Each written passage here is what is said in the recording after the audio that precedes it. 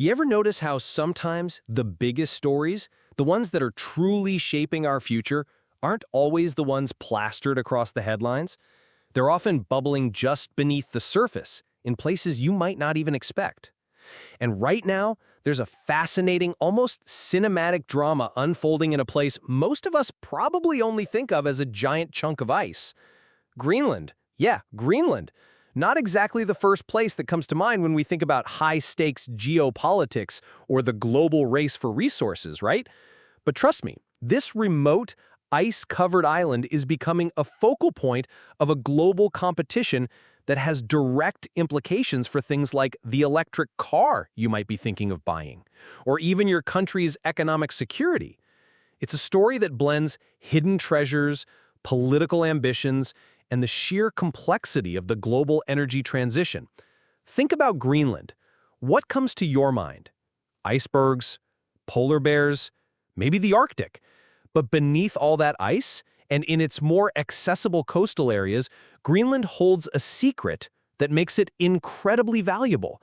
Vast, and I mean vast, reserves of critical minerals. We're talking about rare earths, molybdenum, graphite, lithium, copper, the list goes on. And why should these names, which sound so technical, matter to us? Because they are the building blocks of our modern life. They're in our smartphones, our computers, our wind turbines, our solar panels, and, crucially, in the batteries of electric vehicles.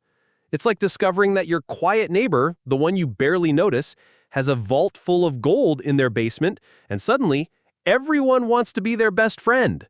These minerals are the backbone of the green economy and high-tech industries. Rare earths, for example, are essential for the super-strong magnets that make electric car motors run efficiently.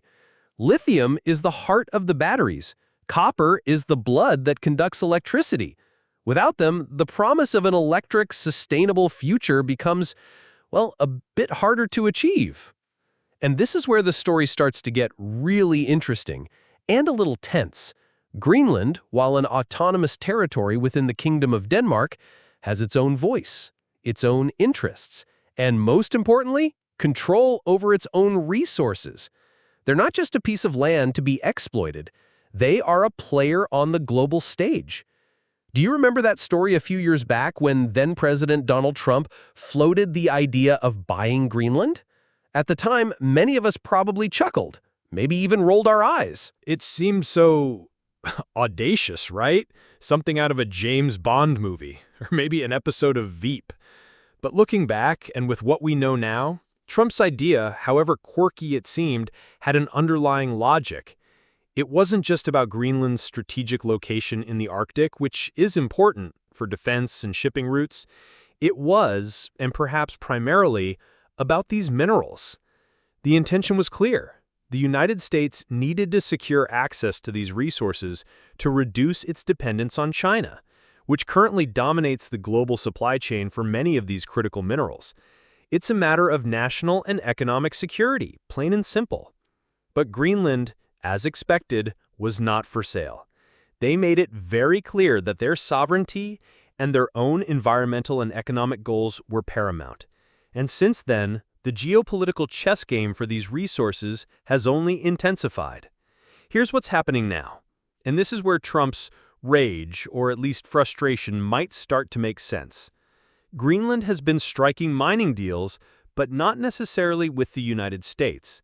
For instance, they granted a 30-year mining license to a Danish-French consortium, Greenland Anorthsite Mining, GAM, to extract anorthsite, a mineral used in fiberglass production. To some, this was seen as a setback for American interests in the region, and it doesn't stop there.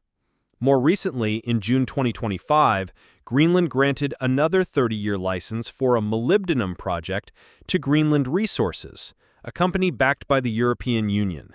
This project, when fully operational, is expected to supply about 25% of the EU's annual molybdenum demand. Think about that, a quarter of Europe's need for a crucial mineral coming from Greenland.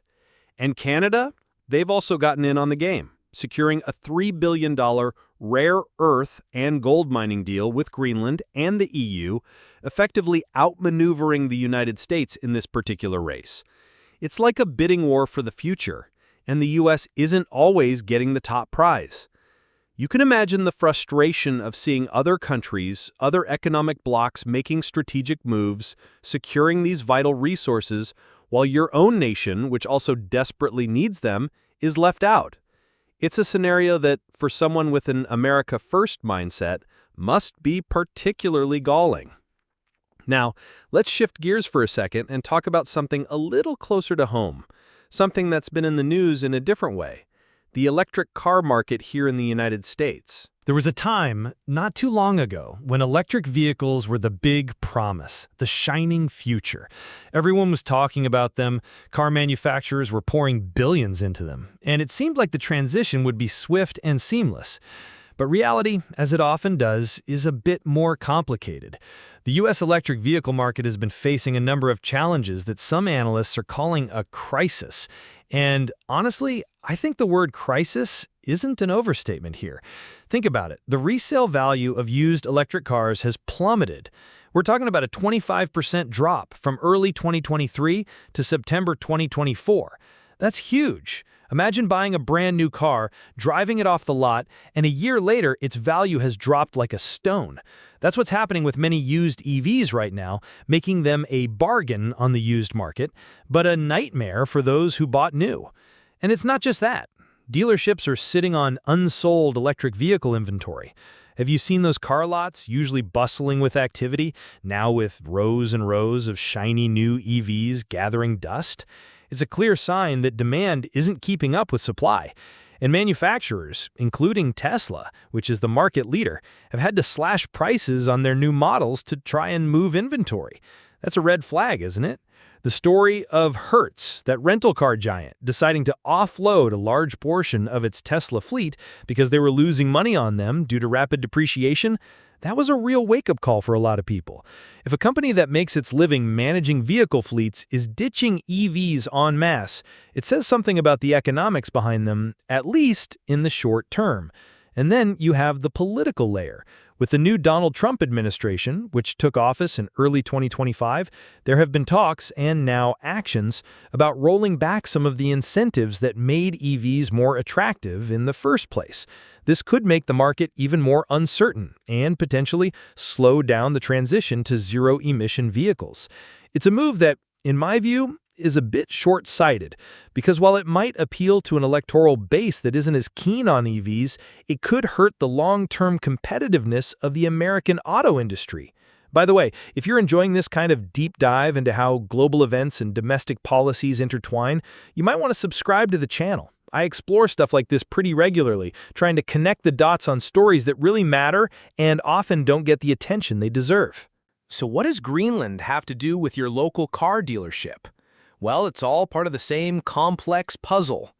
The U.S.'s lack of direct access to Greenland's critical minerals, which are vital for electric vehicle production, could exacerbate supply chain challenges for the domestic auto industry. If we can't get the raw materials from reliable, friendly sources, we have to rely on others, which makes us vulnerable. At the same time, the Trump administration's policies of cutting EV incentives could dampen domestic demand, further impacting the market. Honestly, I think this whole situation highlights a fundamental tension.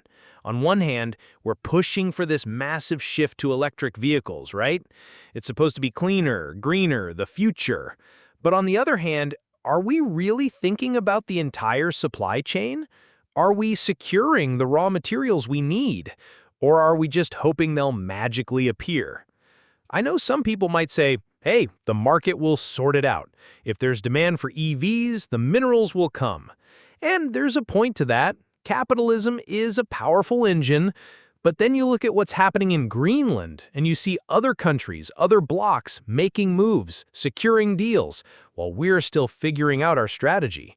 It's like we're in a race, but our competitors are already ahead, securing the best supplies. It makes you wonder, doesn't it? Are we truly prepared for this energy transition, or are we just playing catch-up? To me, this isn't just a car issue. It's about national security, economic independence, and frankly, our place in the global order. If we don't control access to essential resources, we're always at a disadvantage.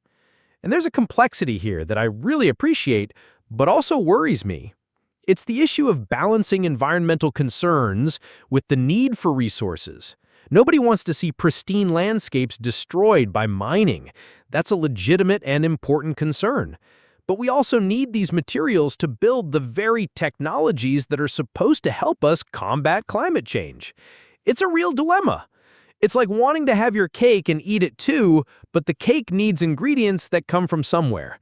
When you hear about Trump being enraged by this, I think it's less about a specific $50 billion deal, because honestly, that exact figure for a single deal isn't widely reported, and more about the broader frustration.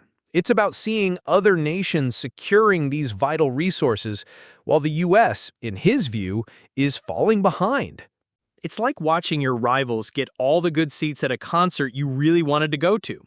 It's a matter of national pride, of power, and of control over one's own economic destiny. He sees it as a failure to protect American interests in an increasingly competitive global landscape.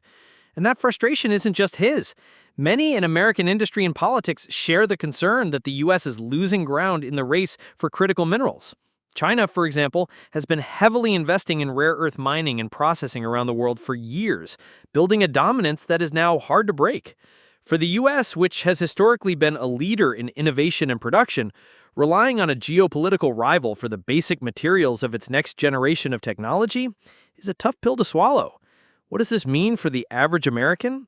Well, it could mean higher prices for EVs in the future, or a slower transition away from fossil fuels if we can't secure the materials efficiently and affordably.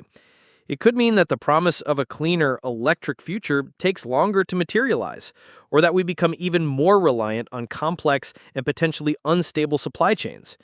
This isn't just a passing news item, it's a long-term strategic challenge. The race for these resources isn't something that's going to end tomorrow. As more countries commit to electrification and renewable energy, the demand for these minerals will only increase. And Greenland, with its vast reserves, will continue to be a key player in this global chess game. It's a reminder that even in our interconnected digital world, raw materials, the stuff that's dug out of the earth, still hold immense power.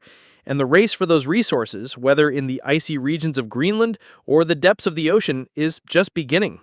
It's a story worth following because it's shaping the world we're all going to live in. And honestly, I think how we handle these resource and supply chain challenges is going to say a lot about our ability to innovate and lead in the 21st century. It's a test of our resilience and our vision for the future.